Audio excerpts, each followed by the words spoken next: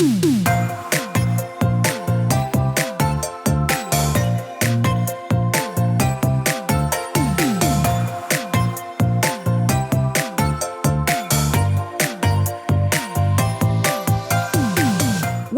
to the Plant-Based Podcast.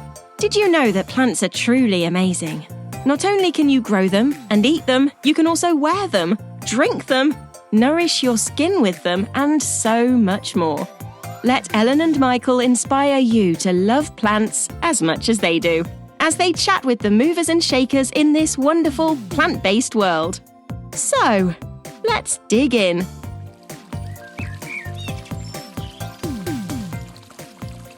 The tranquil, soothing, natural sound of flowing water. Listening to it has been shown to lower your heart rate and blood pressure and generally relax your whole body.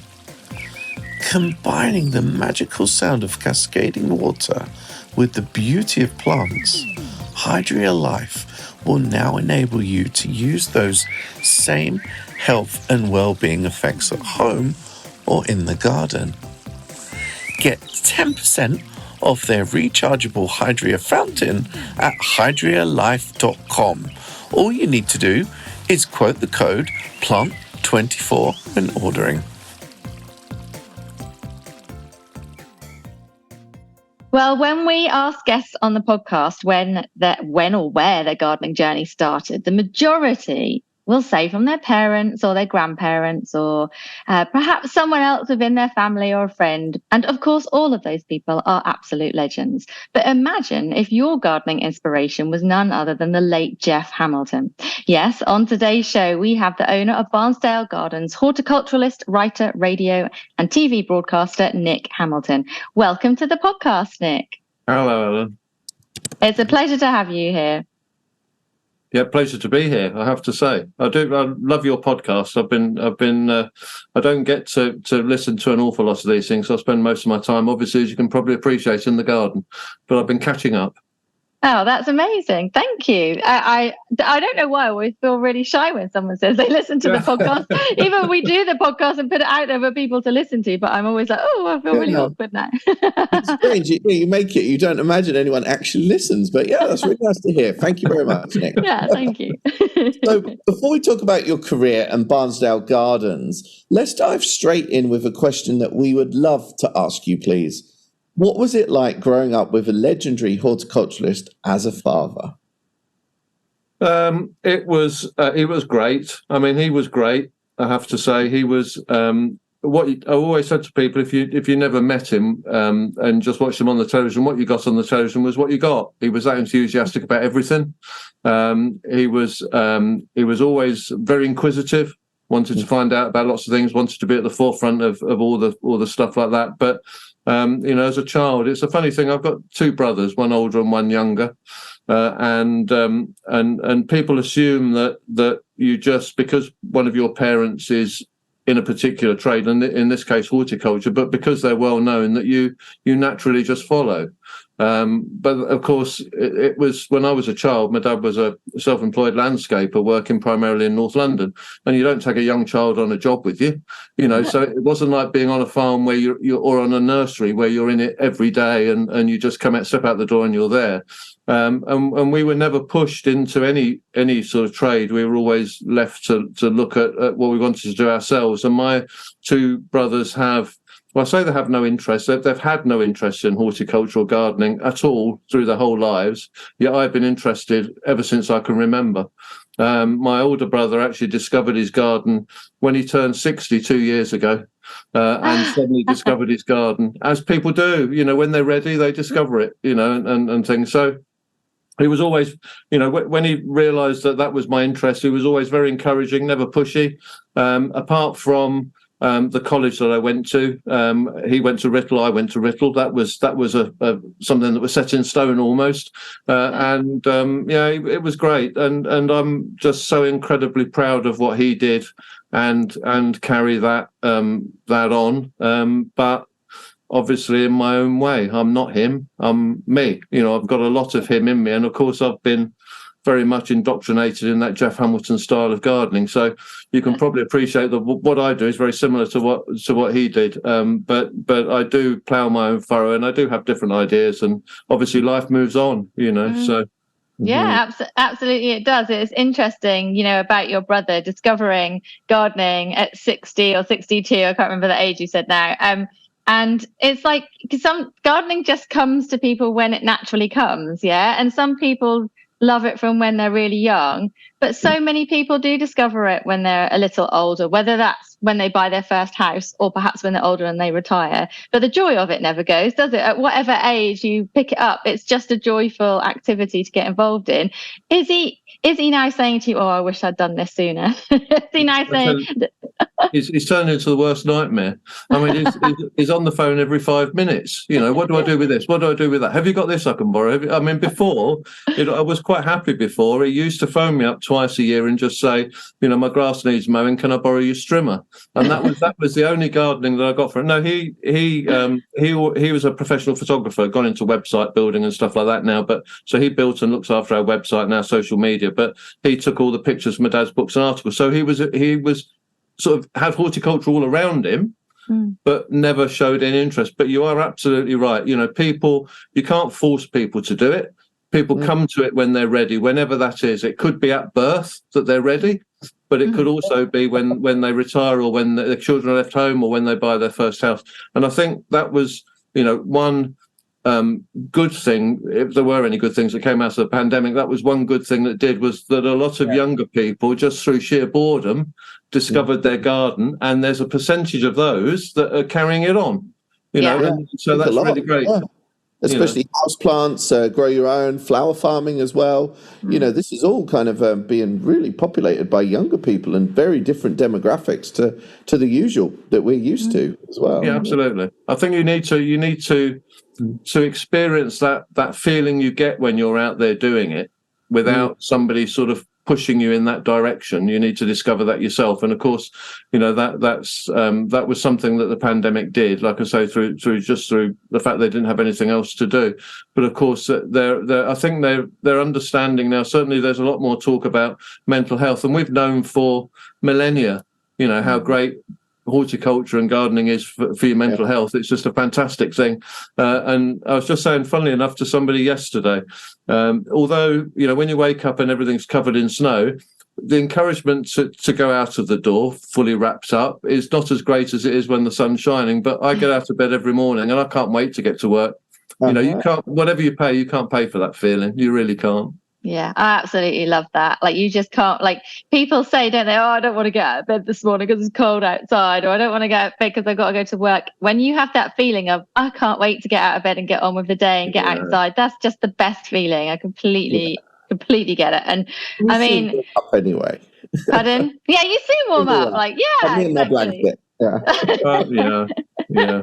We were saying before we started recording for listeners that Michael looks like he's wrapped in a blanket inside, and he's just informed us that he's got a fleece on, not a blanket, but he doesn't know how to work the heating in his apartment. So he's sitting here with a woolly hat of fleece, and I think he had a blanket on and he's just hiding it.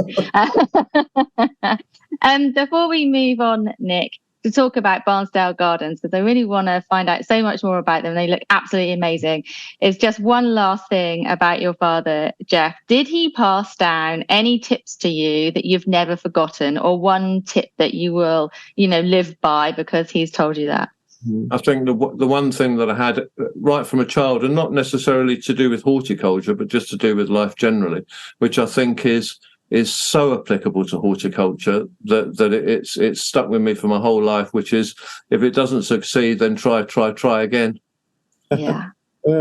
Keep trying. That's one thing that stuck with me forever, because there are so many things that we do in the garden that applies to, and I end up talking to, obviously, thousands of people every year, really, and you do find yourself saying, don't just assume, because gardeners do. If something goes wrong, they automatically blame themselves. Yeah. And I keep saying to him, you don't assume that. Try again, and then try again. If it's 2 or 3, 4 times down the line, it's still doing the same thing, then maybe you have to look at what you're doing. But there are so many other factors that, you really need to be persistent in horticulture. Yeah, I agree. That's great. Keep trying. Yeah, and also because it's not always just the way the book tells you to do it. It's not always the way that it can be done as well. So you can always try a different way. Yeah. So that makes a lot of sense. Absolutely. And I think the different, the one thing the books don't allow for are, the varying soil types, the varying climates, little microclimates within your garden, all these things that can affect. And obviously now, with getting more extremes of weather, that has a much greater impact in what we do now. So, that will have a greater effect on both the failures as well as the successes, and stuff. So. Absolutely. I was reading something yesterday actually about how, obviously we've just had National Tree Week, which was end of November, early December. And we were talking about not just planting trees, but you need to be thinking about what type of trees you're planting and where and how, because we're going to have really wet winters and really hot, dry summers, which is very different to the UK climate in the past. So the theory is going to have to change. If you read a book, from 10 years ago, that might be very different to what you're going to need to do in the garden going forward. And that's something that we're really on kind of that cusp of quite big change in the garden, isn't it? So, and year to year, it just changes. Like on my allotment, it's different every year. I can sow the same things every single year if I wanted, and it would be different. Some would survive, some wouldn't. Things are changing, aren't they? Yeah, to be fair though, and I think that's something that we've had all the way through. I just think that now that what we get now is much more extreme. So if it's wet, then it is very wet. If it's cold, then it's very cold. I think the thing is that that I remember in the I am this old, in the late 1960s, sort of 70s, that everybody sort of the thing was to dash out and plant a weeping willow in your front garden. Oh, really? And then a Rus as well, Rus catinus or whatever, Rus now. And the Rus is a suckering shrub that runs like mad all over your garden. The weeping willow is a riverside tree that needs water, so therefore goes straight for the drains, destroys your drains, destroys your foundations. If it's gardening in its simplistic term is about the right plant in the right place, and the way to have that is always to research. So I think forever we should really have been always be thinking about what we're putting and why we're putting it and where we're putting it. So if all these thousands of people that planted a weeping willow in their front garden had thought about it a bit and researched it a bit before they did it, they would have realised it was completely the wrong tree. And that goes back to what you're saying now. We fast forward now 50 years and we've now got the same thing that's regurgitating itself, but it's the same theory that we shouldn't just I suffer the same as everybody else does, in that I'll see something and I'll think, oh, I love that plant, I must have it, and I buy it.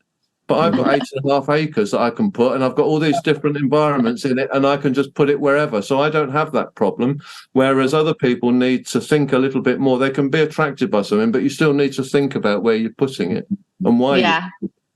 That's a very good point. But the temptation buy is so hard to not do. If you see something that's beautiful, it's so difficult not to buy it. But to be fair, if you're like that, you also have a very long list of friends, because they know that you need somebody to pass it on to if it's not suitable for your own.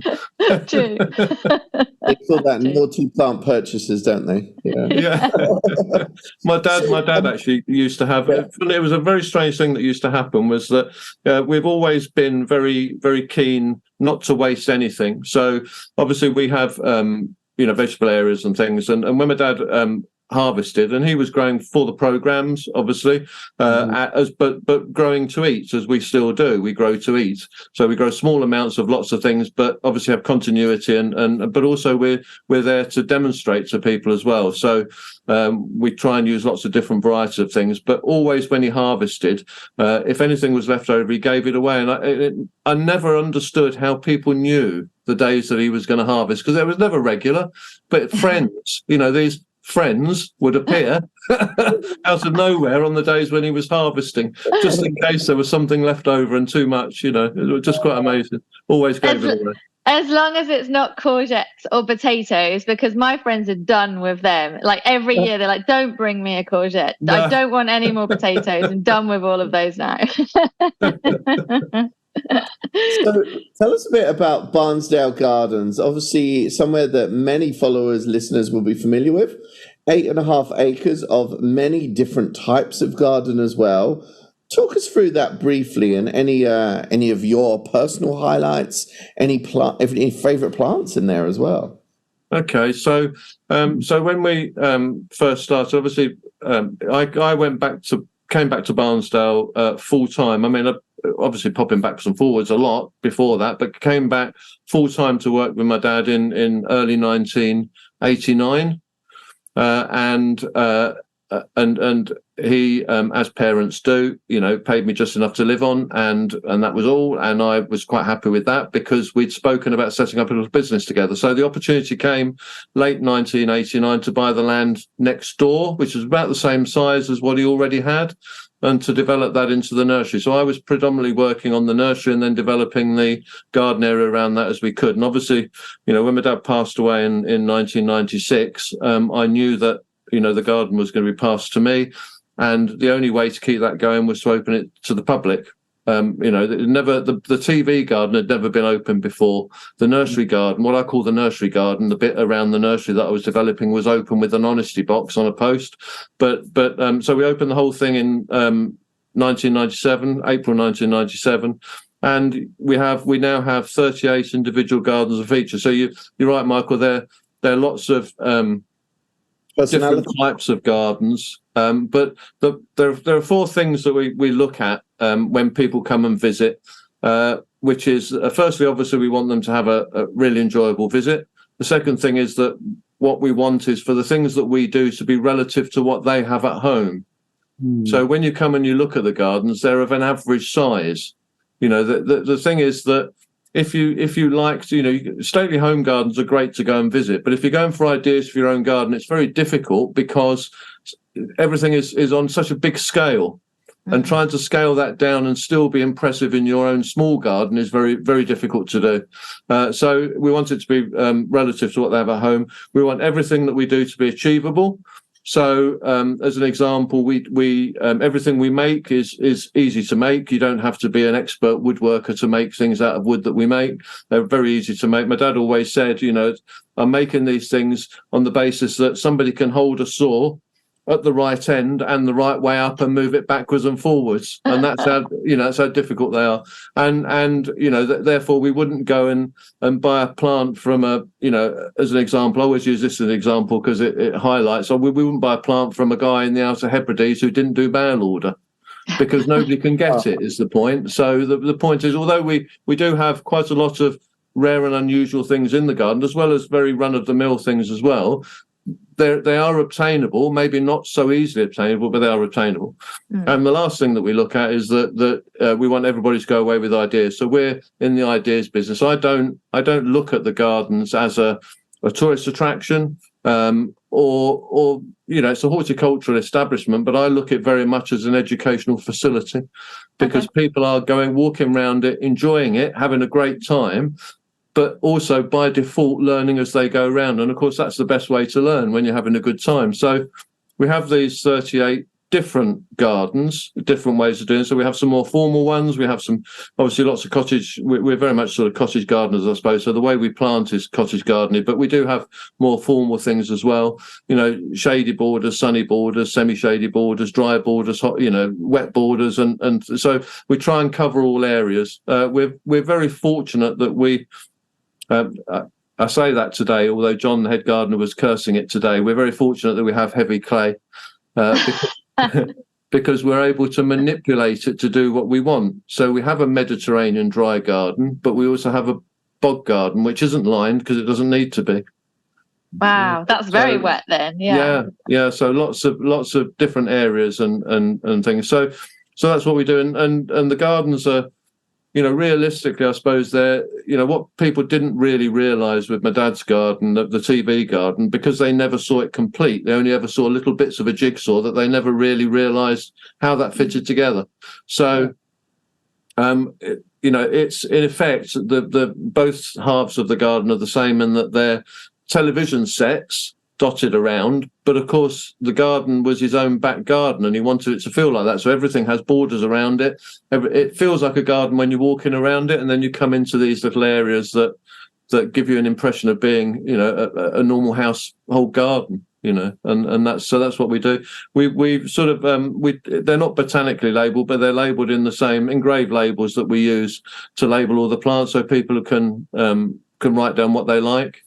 Obviously, it gets a little bit difficult in the summer because sometimes things grow, foliage grows over them and things. But we try and do as much as we can. Of course, the gardeners, I have 6 full-time gardeners in the garden.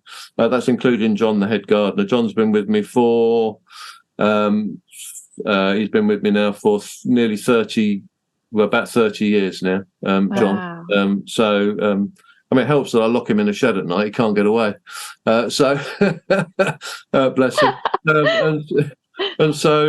He, that's including him. And they work very hard in the gardens to keep it the way that we want it. But of course, it isn't a stately home garden.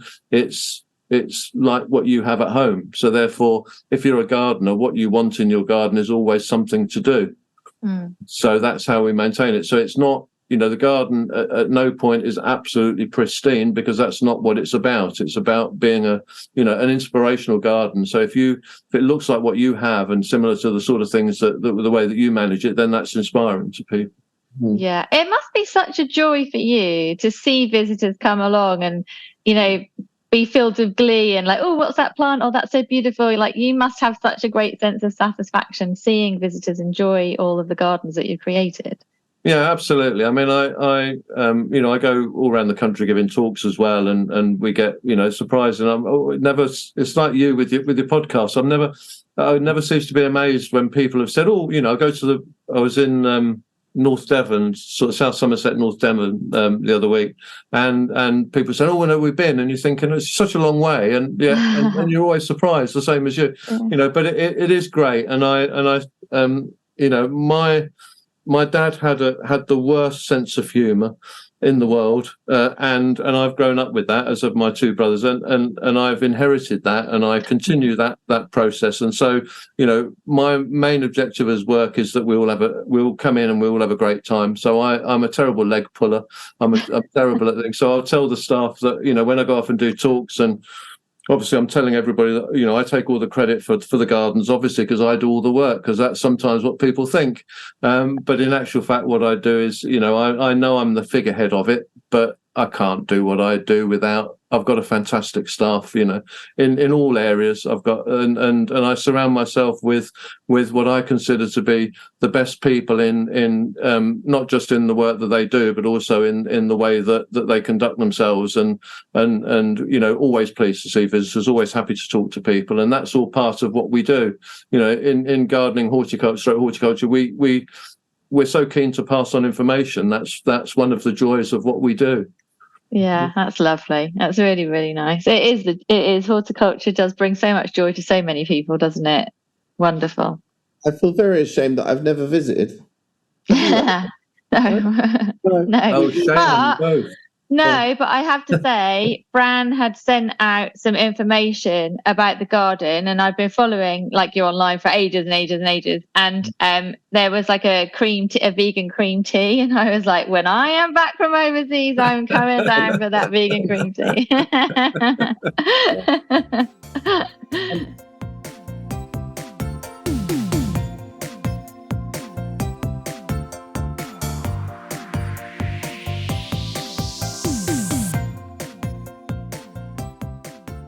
So talk to us a little bit more, Nick, about the garden. How long have the gardens actually been peat and chemical free as well? And what are your thoughts around this kind of movement in with the peat industry?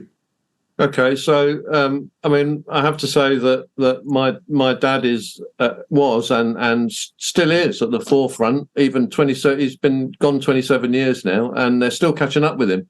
With how advanced he was, what foresight he had about things, and he moved to this site. He was on Gardener's World for 17 years, 3 years from the original Barnsdale, which is a mile away from where we are now, and then he had to move from that site and moved up to this site and took it on as basically as pasture. And within 3 years, he'd become organic. Mm-hmm. So from 1987, he did trials, 3 years worth of trials when he moved in, and so from 1987 had become organic. And realised that was the way to go. He upset quite a few people in the horticulture industry, certainly a lot of the big chemical suppliers and fertilizer suppliers and things, because he was obviously, the lead presenter of Gardener's World, and he decided to go organic. But as with everything, he didn't ram it down people's throats. He was very subtle with what he did, and I don't know if people ever realised that. He always mentioned, when he mentioned having to use something, he always mentioned the organic one first and then the alternative second, the inorganic second, because he wanted to make sure and encouraging people to use it. So, he realised very early on, and although organics is, I mean, we had to be organically gardening for millennia because that's all we had. We didn't have chemicals and things before, but obviously. The desire now for more and different and bigger, and it then drives that need to be able to create something better in that respect. So so we now fertilize in different ways, but using organic fertilizer maybe more than they ever used before, millennia ago and things. So that from 1987, and then really from about 1993, peat free, so 30 years now. And my dad pushed that. The saddest thing, I think, really was that he decided that he visited, he researched a lot, never did things on a whim, always did things for what he felt were the right reasons, and obviously visited peat bogs, looked at the SSSI areas that were where peat was being extracted and things, and decided that he really needed to make people aware of this devastation that was going on. And in those days, it wasn't about the carbon and all that sort of side of things as well. It was just about the sites of special scientific interest, really, in that respect. And so. I was actually on the nursery. I was doing lots of trials for him with the compost that I was using, and using different mixes for hardy nursery stock in respect. But then he was taking some of the mixes that I was using and using them in his own trials for his vegetables and other plants, annuals and stuff in the garden. And the saddest bit was that when he passed away, nobody really took up the baton and ran with it. It went very quiet for quite a while. And you did hear occasionally, I'm using a peat-free compost, but it was never sort of carried on the way that he was doing it. And then all of a sudden, the government have turned around and said, right, we're going to ban peat. And it sounds like it's all of a sudden, but it's not really, because the horticultural industry has had a warning. And to be fair, they should have been doing stuff before this. And I know, when I worked before I came back to Barnsdale, so in the mid-1980s, I worked at a big wholesale nursery, and they were trialling peat reduced mixes then. Right. But because it wasn't something that was pushed and obviously more expensive, then why wouldn't people come away from it in that respect? Because nobody, when I first went peat free with my dad, we decided that we wouldn't go out there and actively make a big thing about the fact we're peat free, because it sounded very, hippie like and a bit off the wall at the time, and we didn't want people to think that the plants weren't as good as a peat one, because obviously in gardening terms, we're one of the things is the patience. In gardening, you need patience, because you plant a seed or you plant a plant and you have to wait, or a tree, and you have to wait for this thing to develop into something magnificent, which can take quite a long time to happen. And so we're very reluctant to change, very slow to change, because that's the process that we live by almost. And so they were warned by the government some years ago, and then they've turned around and said, well, you've done nothing about it, so now we're going to force you to do it. Yeah. But there has been time. There has been time to do this. There's been time to start doing it. Yeah, I have to say that there are one or two problems with certain types of plants, and certainly the acid-loving things. So some of the carnivorous plants, some of the things like rhododendrons, azaleas, and stuff like that, which is more difficult at the moment to grow in. But then nobody's done the trials. They've had well over a decade to do this in that respect, and so that it should have been done, but. They've been burying their heads in the sand, to be fair, and the way was shown to them 30 years ago, and nobody picked up the baton and sort of said, right, okay, we're going to start doing this. If big wholesale nurseries had done that, that would have made a massive difference. Yeah. So absolutely. As well as industry, the home gardener, needs to know the, importance of not buying a bag of compost with peat. And if you go into a garden centre, and the cheaper one is the one with peat in, and you don't know anything about this discussion, because if you're new to gardening, you wouldn't know, it wouldn't even be a thing, That's difficult, isn't it? That comes down to industry to not be supplying the compost with peat in. But for the home gardener, if they see something that says no peat, that might they might think, well, what does that mean?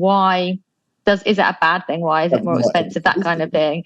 Yeah, that's confusing for the consumer, especially a new person to gardening. But for listeners at home, we have a lot of new people who are getting into gardening who listen to the podcast, especially. Do you have any tips about peat-free, growing peat-free and organic? Just simple tips that can, help the listener understand what it means and how to garden without peat. I think the most important thing, whether you've gardened before and used peat, or whether you're absolutely new to gardening, peat-free compost is different. It's different to peat. Don't think that you can buy peat-free compost and use it in the same way that you use peat. Yes, okay, you can fill your pots the same, you can fill your seed trays the same, that's fine. But the point is the method of growing is slightly different, and particularly the watering. What we tend to find with the peat-free is that certainly the wood-based ones tend to look dry on the surface when actually they're quite wet beneath. So I've always said to people, you were given fingers for a reason, and that's so you can poke one in a pot or in a seed tray or whatever, or lift. What we do a lot at work with watering is that if we're not sure, then we just lift a pot, because you can feel by the weight of it as to whether it's dry or not. And that's a simple way to do it. And water, if you're not sure, then water from below. Use a saucer, and then it takes it up by capillary action as opposed to in the top. So, you're very much less likely, obviously, to overwater like that. But the one critical thing, I think, is that, when you talk to any gardener, professional or amateur, they have their favourite things. They have their favourite tools, they have their favourite seed company, they'll also have their favourite compost. And the reason that they're their favourites is because they're the ones that work well for them. Now, you talk to the next gardener down the line, they won't like any of those particular things that they use. They have their own seed company that they use, they have their own tools that they use, their own compost, which are completely different because they work well for them. And there's no rhyme or reason to it, because none of these things are bad. They just, for some reason, seem to work better with some people than others. So what I would tend to say to people is, if you've got friends, if you've got friends that are gardeners as well, then between you, go out and buy a different bag of peat-free compost each, and then try a bit of each and spread it around you, so that you can find the one that suits you the best. Because we've tried various different things and we've had greater successes with some than others. Yet I talk to other people and they rave about the ones we've not had very much success with. and that just seems to be the way that it works. It's the same with plants, isn't it? Some plants seem to grow better for some people and others, and I know that's all to do with conditions and everything else, but it's true. Like, there are some houseplants I cannot keep alive, for example, no matter what I do, and then someone else is growing them and they're absolutely wonderful. Like, just do what works for you. What works for you in your garden. And just one thing about the peat compost, that's it has improved, hasn't it, over the years? Because years ago when we first started buying peat compost, it wasn't very good. It was really fibrous and just not particularly good, but it has improved. It has improved massively. You say that, but I mean the New Horizon compost, when it first came out, was beating all peat-based compost hands down. New Horizon multi-purpose for seed sowing, certainly, and germination and things, and stuff. So there are some good ones out there, but like I say, it is about finding the one that is best for you, and trying different ones. It should never be a case of trying one, having a failure, and going back to a peat base because you know that and you're comfortable with it, because that won't be there forever. Whether they do decide ultimately to ban it at the end of next year or around the end of next year, which is what they're sort of saying, is a possibility. Then even if they carry that on, it will get banned at some point. So you've got to get used to them. And like I say, we've been doing it successfully for 30 years. But at the beginning, we were trialing different things and trying different mixes, trying different ways of doing things. So as a professional, we've had to do that. And although the amateur composts are sort of a benefit from the millions of pounds of research and development that's done for the professional ones, they're not professional composts, but they're good composts and they benefit from all that research and things. So, but it is just finding the one that really suits you the best, really, and so try lots of different ones and see how you get on. Perfect. Thank you. Wow. I think listeners are really going to love listening to you all about Barnsdale, all about your thoughts on, organic gardening as well. This is really, really valuable. It's a real honor that we've had you on the podcast here today. Can we ask you, where can listeners find out more? Because I think you're doing a lot more social media these days. Is that right? You're saying that I do lots of social. I don't do any social media. My brother does all my social media for me. But we're on Facebook, we're on Instagram, we're on Twitter, or X as it is now. We're on all these things. But obviously, our website at barnsdalegardens.co.uk has all the information about the gardens and visiting the gardens and stuff like that. But we're fairly active on social media as well. But if you go on the website, actually, there's a little link there at the bottom of the front page to become an online member, and then you get the newsletter as well, so every month you can have my ramblings about different things as well. Now that's a bonus. Yeah, that's a definite bonus. Well, I think your brother's doing a marvelous job of social media, because we're definitely seeing you all over the place for sure. So it's been a pleasure chatting with you. Thank you so much. Everyone at home, go visit Barnsdale, because the gardens look amazing, and also you can have a wonderful afternoon tea. And I mean, that's what gardeners want, right? Tea and cake after exploring the outside. Thank you, Nick. It's been a pleasure chatting with you. Been great. Thanks very much. Thank you.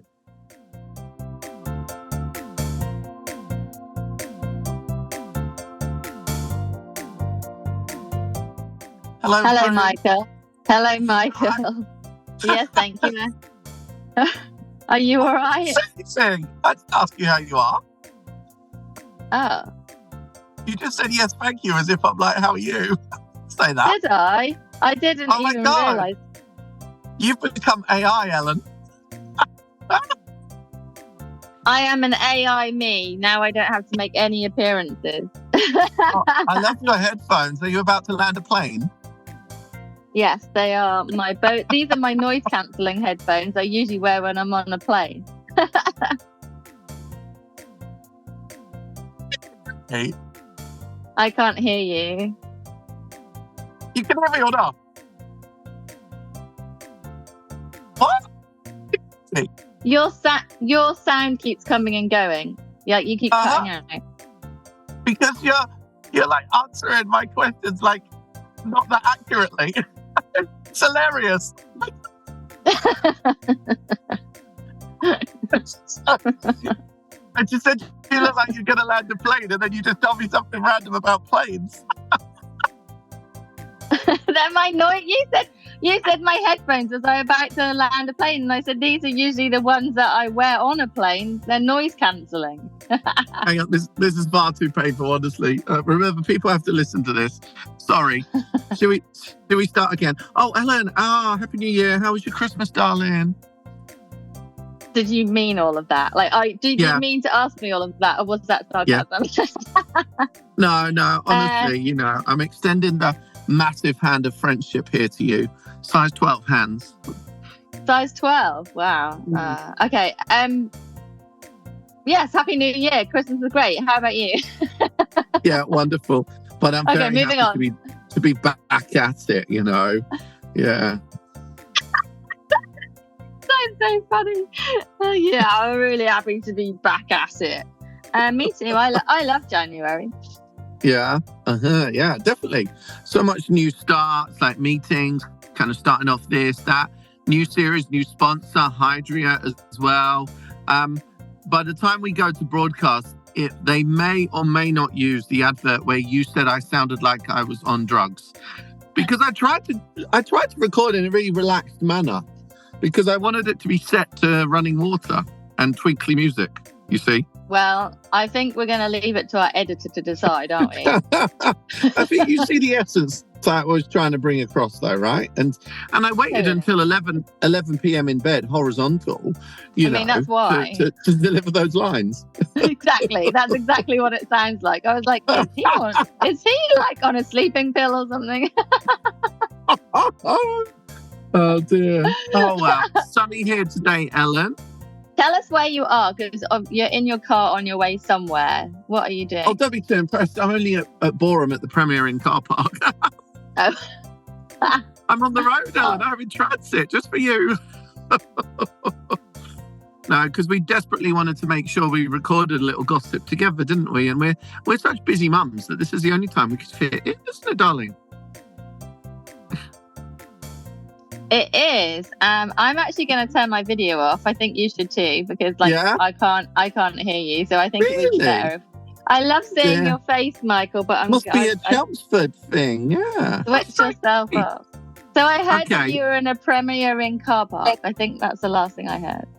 Yeah, so it's all glamour. I'm in transit because I wanted to make sure that we can record a little gossip together this week to kick off the new series, my darling. I know. It's been awkward trying to get a time this week, hasn't it? Yeah. But, we make it work one way or the other. No, definitely. It's funny though, if I think back to certainly my working life when I worked for a company, I don't know what's different now, but it's like, I guess it's part of being freelance, maybe. Sorry, I will get there with the thought in a moment. I'm just kind of thinking it through as I talk. But it's so weird how now, I don't know if it's because we're freelancers or just because it's a much busier environment or we have a mixed portfolio, but it's almost like every half hour is like accounted for. And I don't remember life being like that when I worked in a company. And that was before the times of Zoom, etc. So kind of, I guess most meetings were face-to-face, so we probably had less meetings. Or if we were having a meeting with someone from a different location, we're probably traveling there. So, but it feels like nowadays, it's like you go from one thing to the other and we're trying to slot stuff in. And sometimes with a project, the most satisfying part of the project is actually managing to slot in meetings that everyone can attend, regardless of if you actually say anything at those meetings. It's so rewarding to get a date that actually fits for everyone. Do you know what I mean? Yeah, so definitely. Weird, isn't it? I think there's it becomes like a big dance. Yeah. It becomes a big dance. I like that. That's exactly what it is.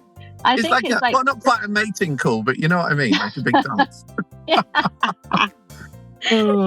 Just a general dance, no mating. But I like it. Ellen. Are we doing more than we did when we worked in companies, or is it because communication's a different style? I don't know. I think it's a combination of all of them. When you're freelance, you're perhaps a bit more passionate and a bit more go-getting because you've got to go and get the work and you're doing it for yourself. And, true. And when you're at work, other things are kind of happen around you and they're sort of not done for you because you work just as hard if you're working for a company, but it's just a slightly different combination of kind of elements that all come together to keep you busy throughout the day.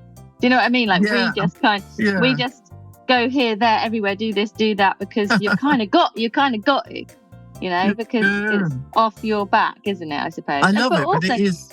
Things have weird. changed. Things have changed. Like when I last worked in an office, there wasn't quite the amount of communication styles available. Yeah. You know? So yeah, a combination of them all. But I love it. Yeah, but I sometimes wonder like how we really filled up our days, because I don't know, just communication was so different, wasn't it? I remember like being one of the first people to get a fax at work, for example. Yeah, me too. Really Remember that strange, fax machine? Remember that fax machine? Like the sound of it when a fax would come through, and everyone would be like, "Oh, there's a fax!" Like, whoa, exciting. Well, I was obviously I was a quite unusual teenager, and I was running my little mail order herb nursery at that age, and I had a fax machine in my wardrobe. You had a fax machine in your wardrobe? I also had, I think it was a fax machine that was also a photocopier or something as well, because I was running this little mini business. And it's so amazing, like how much that meant to me, because I had this little mail order herb nursery, and I was like sending out a few orders and put ads in Gardener's World. And and I was probably one of the only 14-year-olds to have a fax machine. That is the cutest and a full inventory of herbs. The thing is, Michael, there is no part of what you just said that surprises me. That all sounds completely like you. Oh, how cute. But yeah, so it is weird, but it does feel so much more intense these days. And because we're freelance, we're obviously happy to do things out of hours, but I do wonder what it's like for employed people. There's probably a lot more pressure to do stuff out of hours. And I think when communication for employees is coming through WhatsApp and this and that, it's kind of, it must be hard to switch off as an employee these days. Yeah, I don't really think it matters whether you're freelance or an employee, depending on what work you do, of course. It's like the 9 to 5 is gone, hasn't it? And there's so many more jobs now that aren't doing even 9 to 5. They're just saying, as long as you get the work done, you can do whatever you want. Like there's a lot more companies saying that. You know, you can work at 10 o'clock at night or 6 o'clock in the morning. You do what you want, but as long as that work is done. So it all changed also since the pandemic, didn't it? With more hybrid working or remote working, like more different communication. It's just all changed. Like just put me in a garden and switch everything off. I'd rather that. That's where I'm at this January. Turn everything off and put me in the woods. So what have you been up to, you cute Todger? You cute Todger? Excuse me? What? What have you been doing, darling? Well, my husband is still off work. Oh, really? He has an extended Christmas break every single year. So he goes back to work. Are you sure he hasn't lost his job and he's too scared to tell you? No, he definitely hasn't lost his job. And in March, you'll be like, why are you still at home? It's not Christmas in March. Yeah, he every year he takes the first week of January off, so he doesn't go back till Monday. So I feel like in this sort of limbo week where I've got work to do, but you know, he's still around wanting to do stuff. You're in the gooch. You're still in the gooch of Christmas. Well, yes and no. Like I'm sort of trying to push on with doing things, but trying to balance also hanging out with him. Because obviously, when he goes back to work, then everything goes back again, and then I'll be like, I haven't seen him for days. So it's kind of like I'm in this weird limbo land at the moment. Yeah. Apart from that, I've been. But you know what? Yeah, it's nice to start a bit slower. Like on Monday, I was kind of. Because obviously a lot of other people go back to work on a Monday, like usually. As a freelancer, I always feel that pressure as well, but I often forget that I probably have worked the weekend or this and this. And so even if I'm in the apartment on my own, I still feel this like vision that everyone's working on a Monday, and I kind of feel like I need to do that as well. But this week, I think I did for half an hour. Then I just laid on the sofa and did my rest of my stuff horizontal. And because I didn't need to go hell for leather because... You know, I just thought, I'll ease myself in gently sort of thing. So, yeah.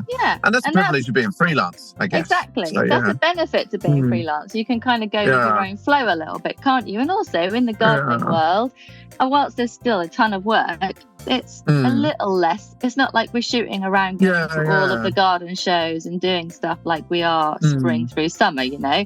So it's important to take that time, you know, and just sort of ease back in. It gets too mad after that, and certainly from last week of January onwards, I'm really I'm wall to wall. Wall to wall. What's Ellen, going? Oh yeah, go on. Oh no, you go. I was just going to ask you what's going on at QVC this year. Like, what plans have you got going on? I would just some of the first shows are tomorrow and Sunday. Yeah. Then My Garden Escape, which is our big project that was on QVC Style, starts on Monday actually. So it's quite a big QVC week. Lots of different things to do there, which is cool. Yeah. Loads of other different. Like so many different meetings and this and that. There's quite a few different trade events I'm doing in January and February. I'll be in the US, quite near you, in Seattle, in mid-Feb for the Far West show, which is a public event. So that's really cool. You said quite near me. You said quite near me. Same country. Seattle is literally nowhere near me. I love it when people come to America or they talk about America and then they're like, yeah, I'm going to be really near you, or can you come to see me? I'm like, that's literally like 7-hour flight away. Oh, Ellen. Hey, I got a really funny concept to run past you, right? I just had my hair cut, yeah. And talking to my barber, right, and they kind of, and I don't know how we even got to the discussion, but basically, right, if you're someone that's interested in plants like us, you know the punctuations of the year. I know that like in a couple of weeks, I'll start to see snowdrops. It will make me feel a bit better about the year, kind of like what's coming. I'll then know that crocus will be on the way. I'm kind of then looking forward to hyacinths. So I really feel when spring is. I obviously know when summer is. I kind of feel all the seasons, and I kind of almost like it helps me navigate the year. But I was talking about this concept with my barber, and because he has no awareness of plants or flowers or any of this, like how he punctuates the year is more through maybe bank holidays. He's got kids now, so school holidays, Christmas as well. Isn't that interesting that they kind of have a lot less like seasonal punctuation to their year? Whereas, I read the year through plants and what's happening in the outdoors. Isn't that interesting? I agree. Let's discuss that, Ellen. Yeah. I totally agree with you on that, and I think it's kind of like I felt that sad for him, to be honest. Yeah, it's like that disconnect that we've been talking about. So the majority of people don't connect with nature in any way. They don't garden, they don't know plants, and so their whole year is based around other things, which might be like, parents who, the school holidays, like you were saying with your hairdresser, that kind of thing. Or, I don't know, people go month to month, when the mortgage is due, that kind of thing. It's really weird. It's like, and that's kind of part of this massive disconnect. Like if you have some kind of connection with the outdoors, you do see things a bit differently. You sort of flow a bit better throughout the seasons, or you can at least try to flow a bit better. But I was thinking about this the other day, right? Online, for example, with content, all I ever see is plants and nature. So I'm in this little bubble of plants and nature, and but I might say something to a friend of mine and they'll be like, oh no, I didn't see or know or hear about that, or what is that, or da. And it's like we think that everyone else, goes through life like we do, but they don't. Like everyone does things differently, in their own little bubble world. It was almost a surprise to me that he didn't recognize what spring really looks like. Isn't that strange? And also a bit sad. A bit sad. I want people to see it. Yeah. But then also, added to that theory, I feel like because I know the seasons and how the year goes by, I feel like the year goes quicker, which is maybe not as good because you wouldn't savor it as much. Whereas he maybe would feel like the year would drag because he doesn't have any punctuation to the year, apart from like the bank holidays. And also kind of when you're like that, you've got so much less to look forward to when you're not really seeing the changes around you. I don't know. I think that somebody would argue that because they would say, well, most people who you speak to now says how fast the year goes. So whether you're in tune seasonally or not, there's so much pressure and so much life, so many things to do all of the time, especially if you've got kids. It probably flies by, just the same way. So I don't know, but I think we just see it from the plant side of things, don't we? At the end of the day, and it's hard to imagine not doing that, really. It was just such an interesting discussion whilst I received a high fade. Your high fade looks very good. I can't see you now, of course, but at first, when you were sitting in your car on the video, what a lovely haircut you have. Oh, Ellen, shut up.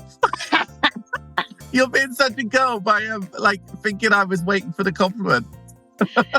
Here's the difference. I didn't think you were waiting for the compliment, but I was giving you the compliment. It came naturally because I thought it looked nice and you should know. I'll give you benefit of the doubt on this occasion. Thank you so much. But yeah, it's really I'm really gagging for like snowdrops and stuff. That's so cool. Yeah. I see like hyacinths in pots are already starting to be in the shops as well, which is nice. Yeah, I just love that moment really of the year and stuff. Yeah, it's cool. Spring is special. I was actually looking the other day at where I can see like spring where I live, first snowdrops and then going into daffodils and what gardens around have them, because I want to really immerse in it this year. Yeah, but we're like it's still January. Like here we're expecting lots of snow before we get to spring. Like we've got the snow to come yet. But even in UK it's never quite as soon as I imagine it is. No, and I'm always in January kind of like I always feel like, when it's like New Year, I'm like, snowdrop soon. And then you're still waiting like maybe 3-4 weeks for it. Yeah, exactly. So I always go out too quick a bit. That's okay. It's excitement. There's nothing wrong with that at all. Oh, ding dong. But it's really cool. Our lovely episode today is with Nick Hamilton, isn't it? I know. Yeah. Yeah. With the ultimate gardening daddy, really, wasn't it? I know, Nick is so cool. So nice and so knowledgeable, and it was a pleasure to chat to him. But just like imagine being brought up, around gardens with the legend Geoff Hamilton. Like that's really cool, right? We've got some really, really cool episodes this series. Like, can you believe we're on series 14? Honestly, series 14. Cool. And I was clearing out some photographs the other day, and there was some of us in 2017, and it was like it's weird to see yourself kind of get older, like over those years. You know what I mean? Like in years gone by before phones and social media, you didn't grow up seeing that really so much. Do you know what I mean? It wasn't quite so there obvious, and I was like, wow, actually, we have changed. I mean, we've changed wonderfully, of course, but we have changed. And so 14 series later, that's crazy. Anyway, so going back to the episodes, we've got Sound Matters, who are talking about the sound of nature and how they record that, and that's pretty cool. Our sponsors Hydria are going to be talking about biophilia, bringing nature indoors and the sounds of water. That's really cool. We've got an episode about sugar, haven't we, as well, the history of sugar. That's really cool. Excited about that. So we've got lots more. Lots more. So that's really cool. Special guests coming through as well, which is super nice. Excited about it all, Melon. Yeah, it's going to be a good series. Cool. Yippee. Okay. I might need to go soon. I do need a loo. I might need to go in the premiere in or a BP. I don't know. The glamour of life on the road, Melon. I know. Life on the road, life as a freelancer. But Happy New Year to you. Oh, thank you, darling, and welcome back. It's so great to have you here as well. So. That's so cheesy. I just want to vomit. Well, that's cute. All right. Okay. Ding dong. Ding to the dong and all of that. Lovely to chat. I'm gonna lots of love. No, I'm just going to start my video on again so I can say goodbye to you properly. All right, darling. Bye to you properly. I really now we've actually sorry. done the. There we go. That's okay. Lovely to chat with you. Drive safely. Da da da. That's really, really fun. Welcome back. Thank you. And I'll see you really soon, darling. All right. All right. Bye bye. Bye. Happy New Year. The tranquil, soothing, natural sound of flowing water. Listening to it has been shown to lower your heart rate and blood pressure and gently relax your whole body. Combining the magical sound of cascading water with the beauty of plants, Hydria Life now enable you to enjoy these same health and well-being benefits at home or in the garden. get 10% off their rechargeable Hydria fountain at hydrialife.com when you quote code PLANT24 on ordering. That's PLANT24 on ordering.